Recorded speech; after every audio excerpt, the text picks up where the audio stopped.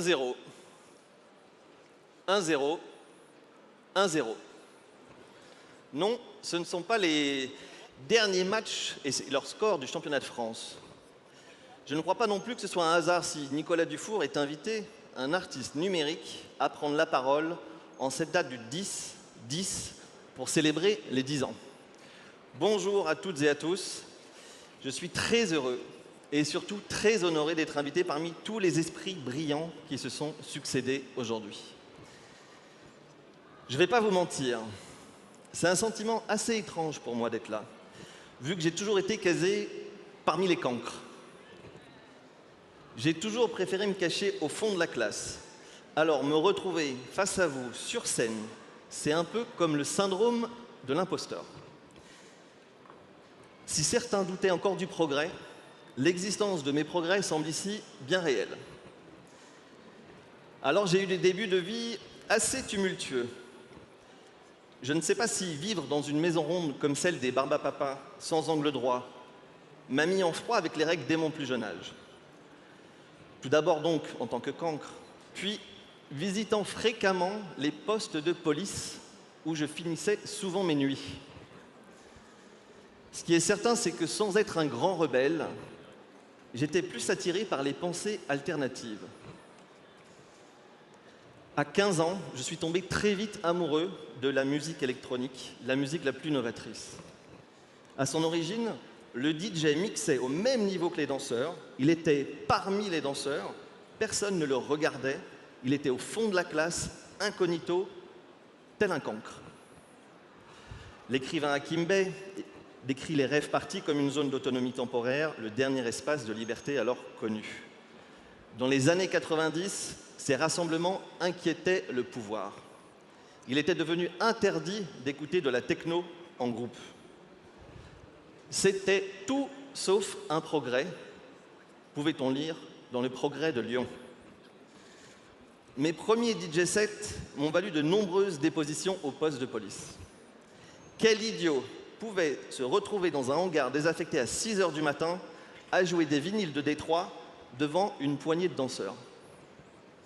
Force est de constater, la société a fait des progrès dans l'acceptation de cette musique, de ce langage.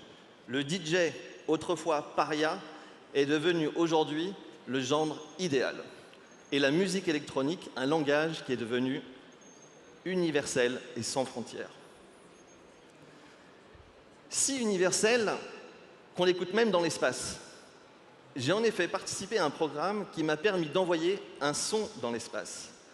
Un son que j'ai transmis à 12 années-lumière de la Terre, en direction de l'étoile Luyten. Ça semble fou, hein, mais c'est vrai. Une étoile que j'ai d'ailleurs pu visiter. Il y fait très bon vivre, température moyenne de 3000 degrés, un revenu universel de 50 000 Luyten et des téléportations sans effet secondaire.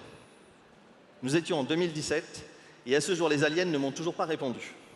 Franchement, je ne comprends pas. J'étais convaincu que je devais envoyer un morceau créé par une IA. Ce serait ma seule chance d'avoir une réponse.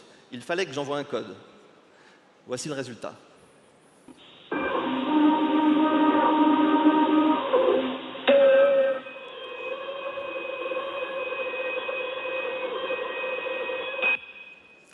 Ok, je vous l'accorde, c'est pas du Beethoven. Mais j'espère qu'ils vont décoder, j'espère qu'ils vont répondre là-haut, qu'ils vont faire des progrès. Car chez nous, la science-fiction est en passe d'être dépassée. Le présent a fait de grands progrès sur le futur. Tout comme la musique électronique a été mal comprise.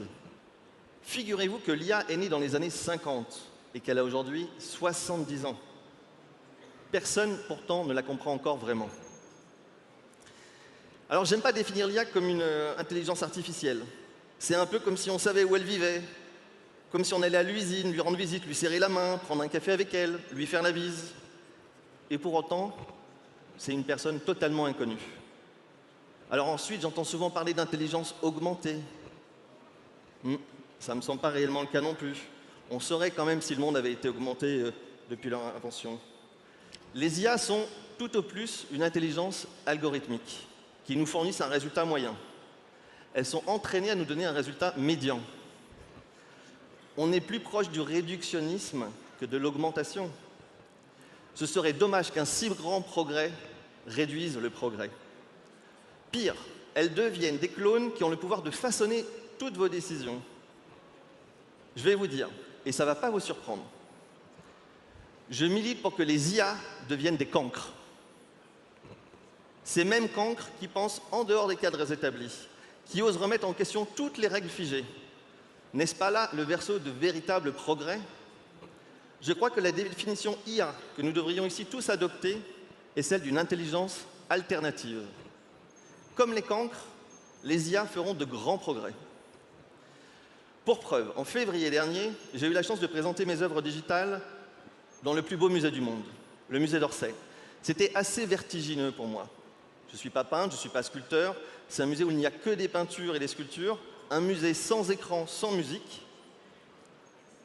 Je me rappelle encore la tête d'une journaliste de l'AFP à qui je tentais d'expliquer qu'en soufflant dans son smartphone, elle allait révéler une œuvre d'art générative biologique inspirée de Renoir.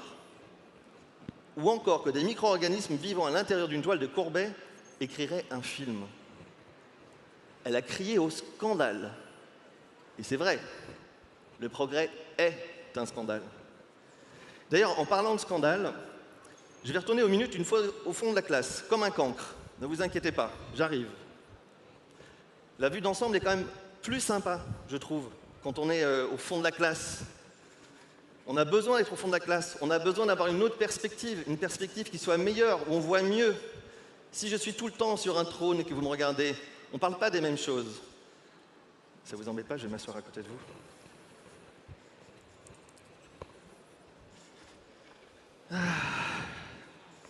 C'est l'occasion de rêver aussi.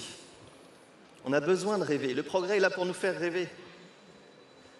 La beauté de notre époque et sa métamorphose, je crois, réside dans la chance unique d'embrasser le progrès pour nous réconcilier. L'IA, mais surtout le Web3 et la blockchain sont des outils incroyables pour remettre le DJ au niveau des danseurs, comme dans les rave parties, et le speaker au niveau des auditeurs.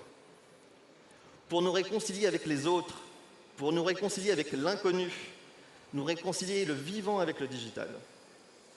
Alors si je suis un fervent défenseur de l'intelligence artificielle, vous l'aurez compris, les systèmes vivants, par leur capacité d'adaptation, restent le meilleur exemple d'intelligence collective. Je me souviens qu'Elon Musk, un jour, il avait dit, cyniquement, que pour une IA, parler avec un humain, ce serait comme parler avec un arbre.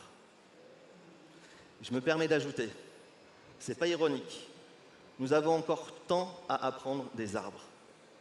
Et pour rappel, le vivant est avant toute chose un code. N'oublions jamais ça. Avant de vous quitter, j'ai donc moi aussi choisi 30 secondes d'un morceau, un morceau assez spécial, un morceau vivant, un morceau en perpétuelle évolution, en constante réécriture.